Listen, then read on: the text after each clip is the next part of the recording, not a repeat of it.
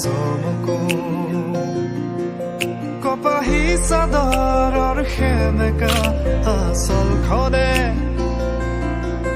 মাতে শীত জোনাককে মই চমকো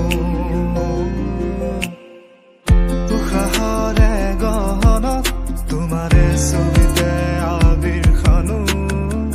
প্ৰাণতে তুমি অংকিতা দুচকুত তোমাক আকো উশাহৰে গহনত তোমাৰে ছবিতে আবিৰ খানো প্ৰাণতে তুমি অংকিতা দুচকুত তোমাক আকো